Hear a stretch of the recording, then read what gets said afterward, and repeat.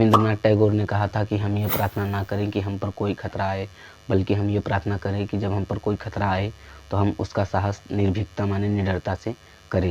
7 मई 1861 को कोलकाता में जन्म हुए रविंद्रनाथ टैगोर, जिनका नाम टैगोर था, इनके पिता जो थे एक बिजनेसमैन थे, जो कि इनका रिचेस्ट बिजनेसमैन थे। उनका हर जगह उनकी कंपनी खुली हुई थी। यहाँ रविंद्रनाथ टैगोर 14वीं संतान थे अपने माता पिता की, इसलिए जो इनके पिता हैं इन्हें बैरिस्टर माने वकालत की डिग्री के लिए प्रेरित करते हैं। पर इनका बचपन से ही किसी स्कूल में मन नहीं लग रहा था, जैसे कि इन्होंने Calcutta academy, saint Xavier academy में पढ़कर इन्होंने छोड़ दिया था। लेकिन इनका साहित्य की ओर मन आकर्षित था, इसलिए इन्होंने टीचिंग पर ज़्यादा ध्यान नहीं दिया।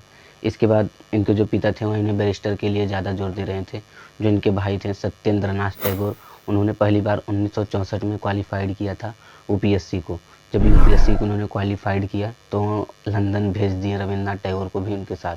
पर जब वहाँ लंदन भी गए तो इन्होंने डिग्री को लिया नहीं, बल्कि बिना डिग्री लिए ही वापस आ गए।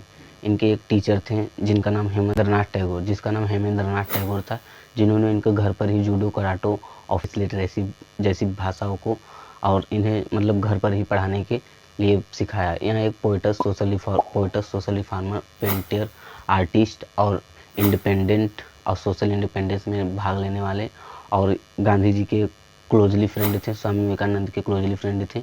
रविंद्रनाथ टैगोर का इस भारत में बहुत ही योगदान है। इन्होंने जो अपनी कविता लिखी 8 साल की उम्र में ही यह कविता को लिखना स्टार्ट कर दिए थे। जब यह 13 साल की उम्र में थे तब उन्होंने एक किताब लिखी थी गीतांजलि। तब 1913 में उसी गीतांजलि को लेकर इन्हें पहली बार नोबेल प्राइज़ मिला, जो कि पहली बार किसी इंडियन को मिल रहा था उस वक्त नोबेल प्राइज़, जिनका नाम था रविंद्रनाथ टैगोर। तो रविंद्रनाथ टैगोर जी जब उनको नोबेल प्राइज़ मिला तो उनके जो पिता थे वो प्रेरित हुए कि इनकी साहित्यिक और इनकी जब आकर्षण है तो उन्हें साहित्यिक और ज्ञान दिया जाए। इसके बाद इन्हें विदेश से और जो अच्छे लोग थे उनसे, म्यूजिशियन जो उच्च क्वालिटी के थे, उनसे उन्हें सिखाया गया। मात्र 14 वर्ष में ही इनकी माता की मृत्यु हो गई। ये सर्वोक्रेसी में तब बिलीव रखने लगे, क्योंकि जो नौकर के द्वारा जो सेवा किया जाए तो ये सर्वोक्रेसी कहते थे। इनकी जो 2 रचनाएं हैं वह बहुत ही फेमस हैं, जो कि दो देश में इस वक्त राष्ट्रगान के रूप में लिया जाता है।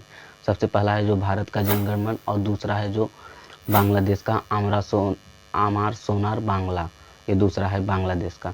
इसके बाद इनकी जो पहली जनगण मन थी 1911 में जॉर्ज पंचम के सामने कलकत्ता में गाई गई थी। उसको सुनने के बाद इन्हें जो जॉर्ज पंचम था कलकत्ता का हेडमास्टर, वह इन्हें एक नाइटहुड की उपाधि देता है। नाइटहुड की उपाधि क्या होती है? जब कोई भी विज्ञान या संगीत में अपना महत्वपूर्ण योगदान दे तो उसे नाइटहुड की उपाधि दी जाती है, या सूरवीर हो। तो जब 1916 में इन्हें नाइटहुड की उपाधि मिली तब 1919 में जलियांवाला बाग हत्याकांड हुआ, जिसमें कि भारतीय लोगों के लगभग 1600 से अधिक लोग उसमें मारे गए। जब यहाँ जान गए रविंद्रनाथ टैगोर की निर्दोष लोगों की वहाँ जान ले जा रही है और मुझे सूरवीर की उपाधि दी जा रही है, तो उन्होंने उसे खारिज कर दिया नाइटहुड उपाधि को। 83 में इनका विवाह मृणालिनी देवी के साथ हुआ। इसके बाद इन्होंने नोबेल प्राइज़ को पाते हुए साहित्य में अपना एक अलग नाम बनाया, जो कि एक उच्च स्तर के म्यूजिशियन, पोइट्री और यहाँ गांधी जी और स्वामी विवेकानंद के क्लोजली फ्रेंड थे। तो आज है 7 मई इनकी रविंद्रनाथ टैगोर की जयंती है, जो कि 7 अगस्त 1941 को पूरे 80 साल बाद, वहाँ अपने जन्म से 80 साल बाद उनकी डेथ हो गई थी 7 अगस्त 1941 को। तो टैगोर जी की जयंती को हम नमन करते हैं। जय हिंद, जय भारत।